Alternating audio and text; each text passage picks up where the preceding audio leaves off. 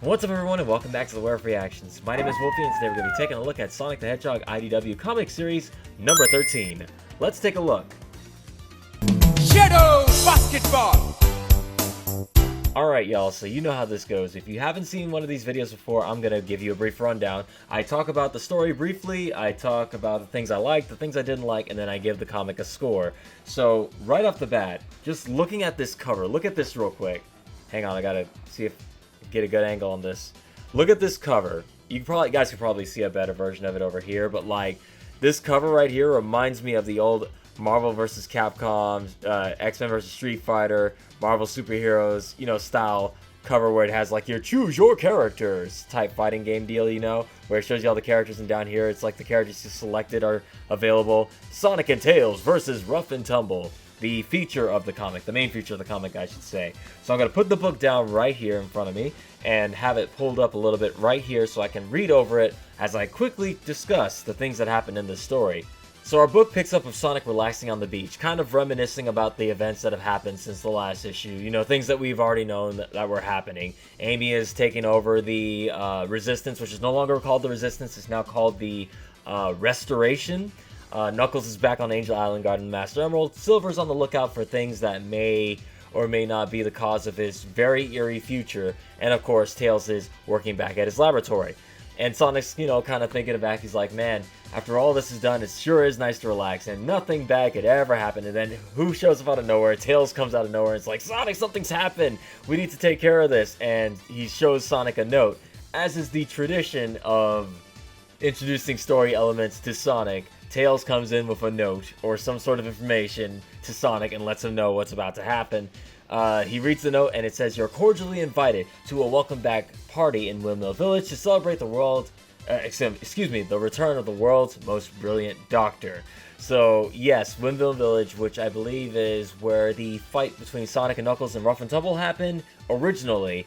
And yeah, it's like Sonic now knows, oh snap, something's happened, and maybe Dr. Eggman is back. Maybe Dr. Eggman tricked us. The Dr. Tinkerer thing really was a long ploy and stuff like that. And Tails is, we gotta do something about this. We gotta go figure out what's going on down there. And Sonic kind of has this moment like, yeah, okay, let's go. So Sonic and Tails both head down to Windmill Village, and we flash forward to what is happening at Eggman headquarters, I'll call it for now. I'm not sure what the name of his location is right now. We haven't, it's his lair, but I don't know where it is. It's the Death Egg, the Egg Carrot, whatever. Anyway, we get to probably what is the most important part of this book, and that is figuring out what Eggman's deal was in the last issue. Someone pointed out in the comment section, actually, that the weird-looking claw thing I talked about in the last issue, at the very end of it, was not a claw. It was actually like some sort of microscopic thing that was zoomed in with a hologram, and I didn't notice that the first time, but looking back at it now, I now see what that person was talking about, because here we see that Eggman is talking to Starline about this experiment, this thing he's about to try. But Starline, talks about, oh, how I sent the note to Tails like you wanted. Now is a good time to start testing, and we see Eggman pour this weird liquid over what looks like a Sonic CD flower, or a Sonic flower, the kind of flowers you see in Green Hill Zone and stuff like that. And the flower instantly turns metallic.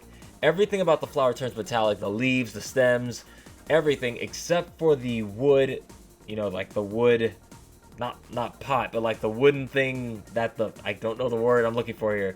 The wooden structure that the flower is in is the only thing that's unaffected by this liquid. And Starline makes a mention of that, and he's like, everything but the processed wood transferred. So we're gonna do the next part of the experiment. And he's like, Eggman's like, bring me the animals. And I'm like, okay, this is getting interesting.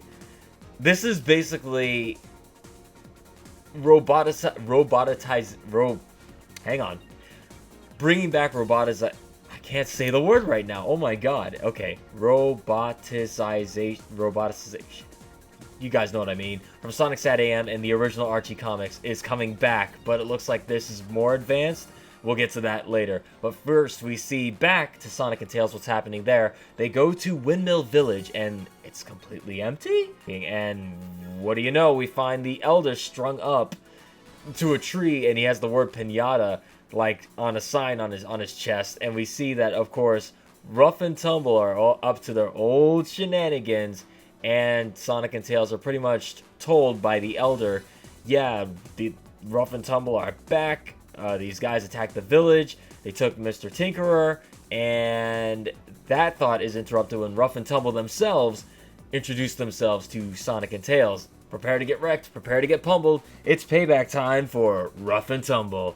Yeah, Tails is kind of like, what is the... And Sonic's like, don't worry about that. This is a thing they do. And we see Sonic's like, just go with the Elder and save the villagers. I got this, right? And this time, actually, if you look, something you'll notice right off the bat with Ruff and Tumble, they have some new gadgets, the ones that were mentioned in the previous issue that Eggman probably designed for them. Hang on, let me think of the names. Ruff, the smaller one, the greenish, grayish looking one, is wearing this backpack with like this cannon. It looks like a tail cannon. And Tumble has a completely like, what's the word I'm looking for here? Prosthetic tail with a big old like hammer head end on it. It's very strange looking. But Sonic, confronts them. He's like, okay, so I got a few questions for y'all. Immediately goes into this fight where Sonic is fighting both of them at the same time. And he's like, okay, where's Eggman? Where'd you take him? And how'd you guys break out of jail? Because neither one of you are smart enough to pull this off. And, yeah, Sonic kind of figures out, yeah, these guys are actually a lot tougher than he remembers them.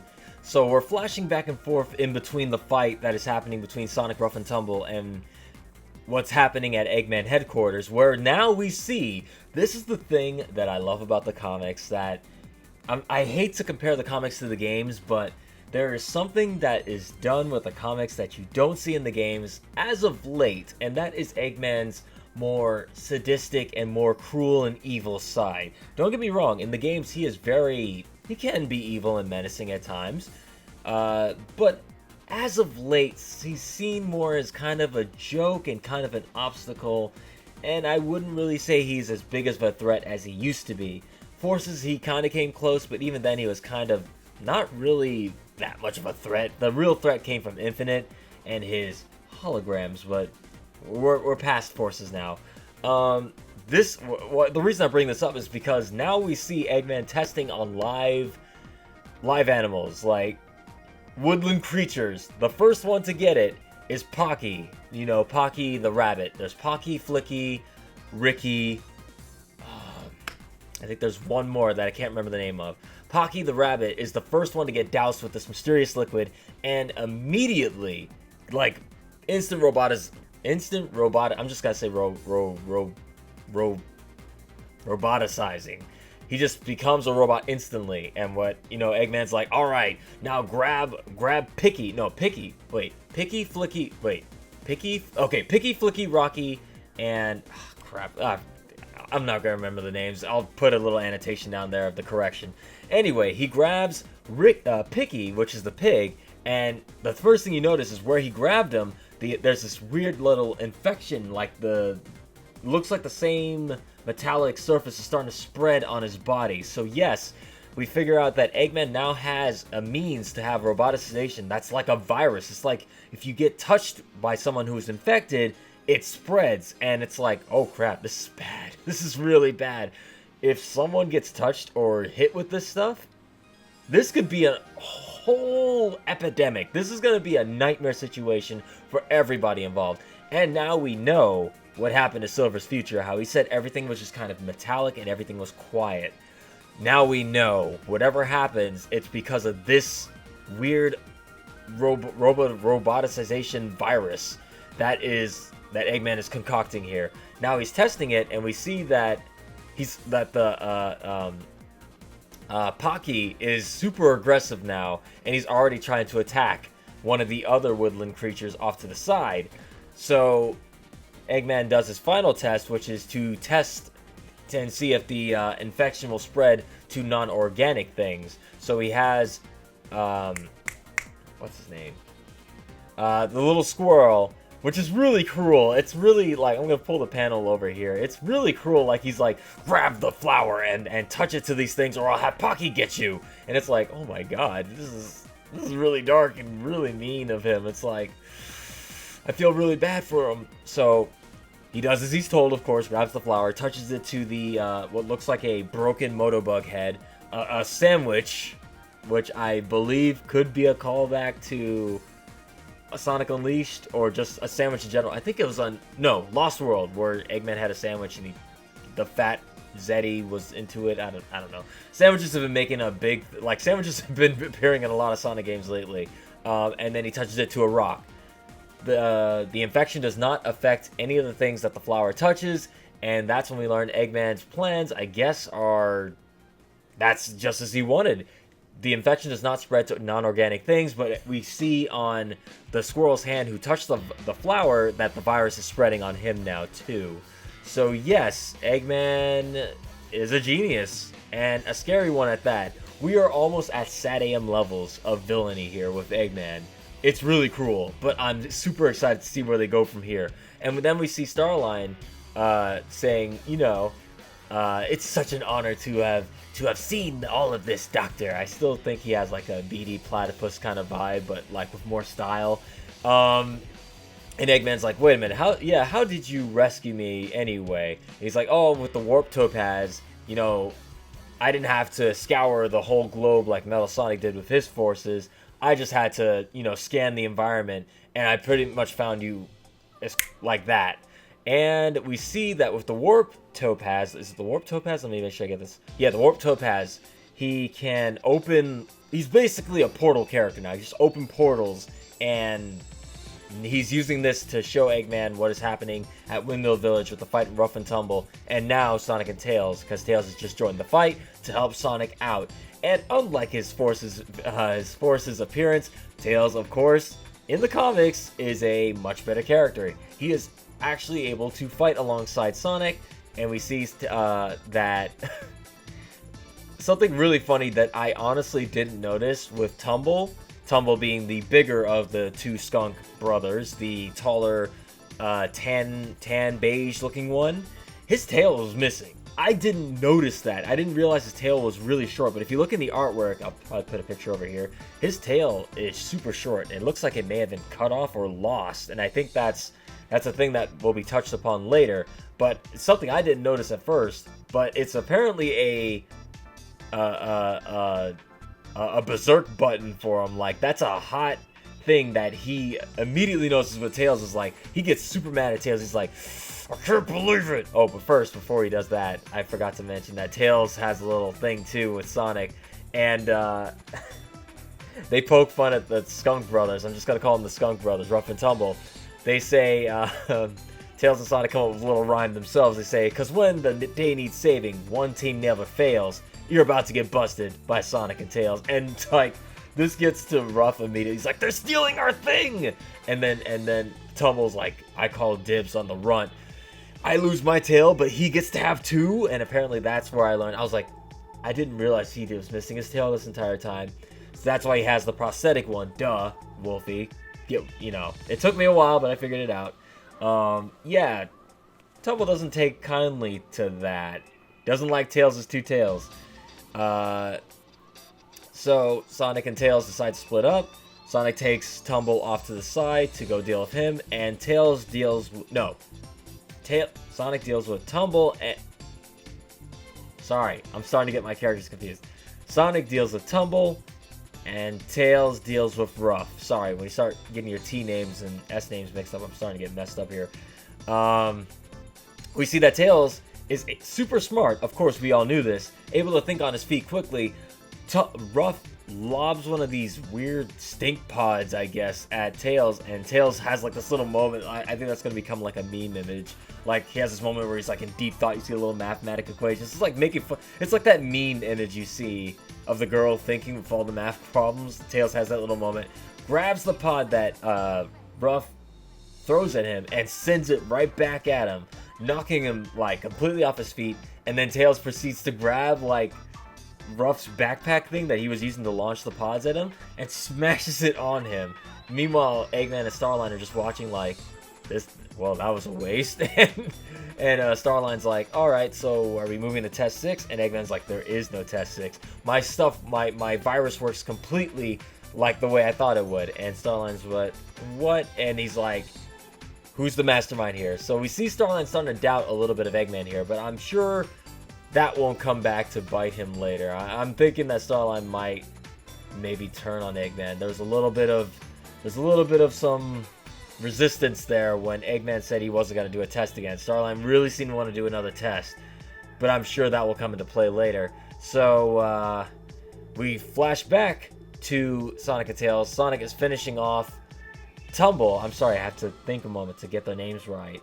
And Tumble's getting really mad at Sonic because, of course, Sonic is a little bit like Deadpool and Spider-Man, where he doesn't shut up when he's fighting and knocks a windmill off a building, which falls and cuts off Tumble's prosthetic tail, not the last bit of his real tail, just his prosthetic tail off. And then, like, immediately Tumble breaks down. He's just in tears, moping over his tail, and Sonic's like he just stops the fight, and he's like, oh, you're heartless, you're just heartless, all I want to do is cave your head in. And Sonic's like, yeah, whatever, I just lost all sympathy for you immediately. So now we know that all it takes to get like Tumble down in the dumps is just to talk crap about his tail, or just knock his tail off if he gets another one. So Sonic and Tails quickly defeat Ruff and Tumble. No Knuckles necessary this time. And they are like, okay, you said if we want to know more about Eggman, all we have to do is beat you, now let's talk. And before Ruff and Tumble can say anything, they are zip-zopped away by the Warp Topaz Dr. Starline's doing there. And Sonic's like, what the heck was that? And Tails is like, that might have been like a wormhole or something. We should probably figure this out. So Sonic is thinking all this stuff is way too coincidental, and now he's got to figure this out.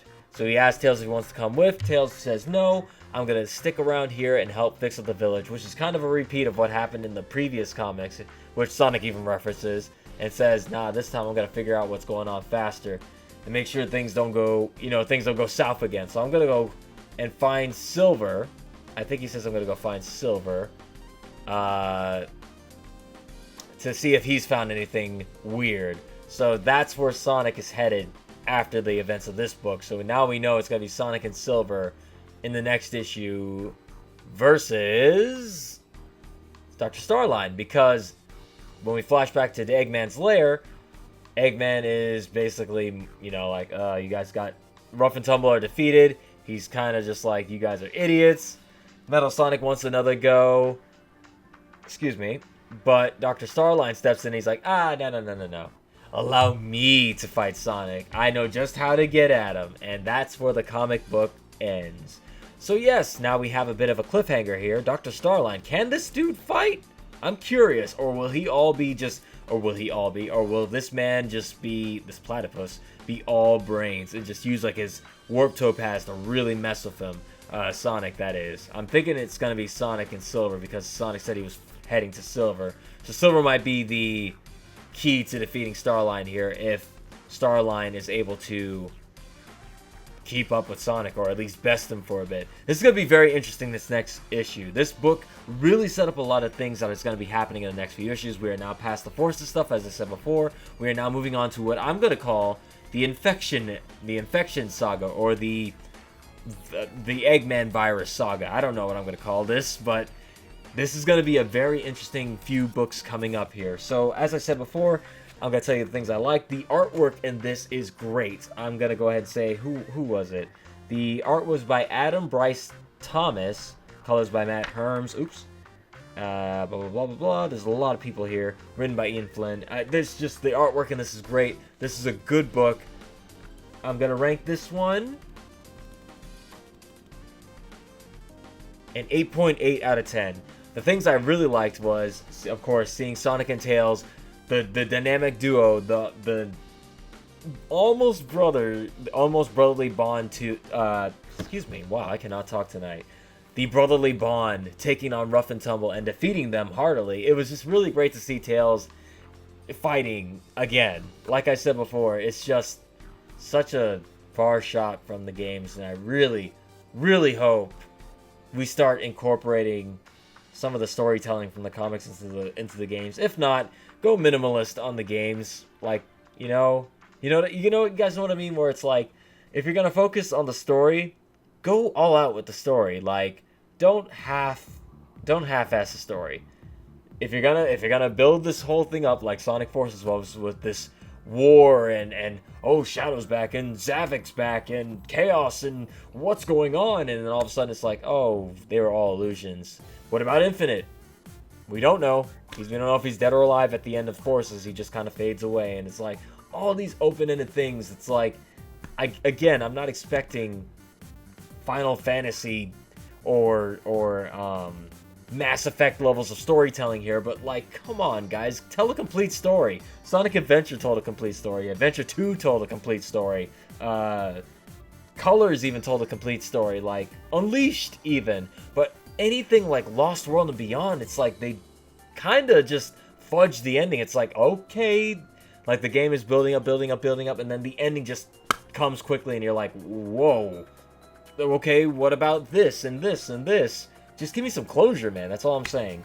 But yeah, I'm really digging the comics this far. The direction these things are going in, I still can't say it.